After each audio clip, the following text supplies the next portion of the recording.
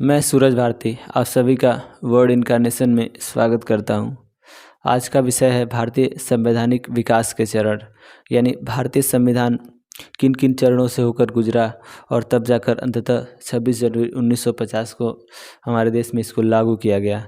लेकिन इसके विकास के चरणों की बात की जाए तो सामान्यतः दो चरण है। पहला है ब्रिटिश ईस्ट इंडिया कंपनी के अंतर्गत जो भी अधिनियम ब्रिटिश संसद के द्वारा पारित होते थे और जिसके माध्यम से भारत में ब्रिटिश ईस्ट इंडिया कंपनी शासन संचालित करती थी, उन अधिनियमों के द्वारा भी भारतीय संविधान का मार्ग प्रशस्त हुआ।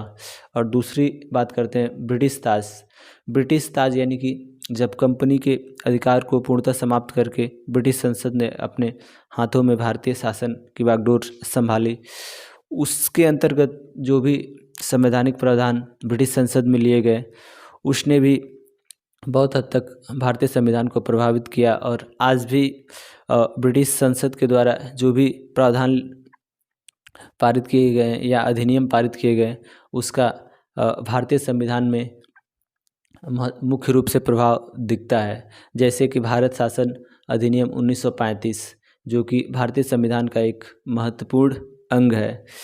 इसलिए हमारा संविधान ऐसा नहीं है कि सिर्फ देसी नियमों का ही संग्रह है, इसमें तमाम तरह के विदेशी जो भी अधिनियम है इसमें समाहित किया गया है। जैसे दक्षिण Africa, Japan, Ireland, Canada, America, Britain, इन सभी देशों से हमारे संविधान में वहाँ के अच्छे अच्छे जो भी नीतियाँ हैं उनको समाहित किया गया है। तो अगर अब बात करते हैं संविधान विकास के चरणों में इसके कार्यकाल की, तो कार्यकाल की बात की जाए तो ईस्ट इंडिया कंपनी के समय जो भी अधिनियम पारित किए गए उसके अंतर्गत सबसे पहला नाम आता है रेगुलेटिंग एक्ट। इसको 1773 में पारित किया गया। इसका सामान्य उद्देश्य यही था कि कंपनी के जो भी कर्मचारी थे वे धांधली और अवैध कार्य करते थे और अपना निजी व्यापार चलाते थे कंपनी के हितों को ध्यान में न रखकर, इसलिए इस एक्ट को पास किया गया। उसके बाद आता है एक्ट ऑफ सेटलमेंट 1782 में पास किया गया।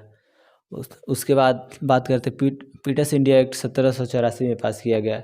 ये जितने भी प्रोविजंस हैं, यही प्रोविज़न आगे चलकर धीरे धीरे भारतीय संविधान के निर्माण के मार्ग को प्रशस्त किया और जिसके फलस्वरूप भारतीय संविधान का निर्माण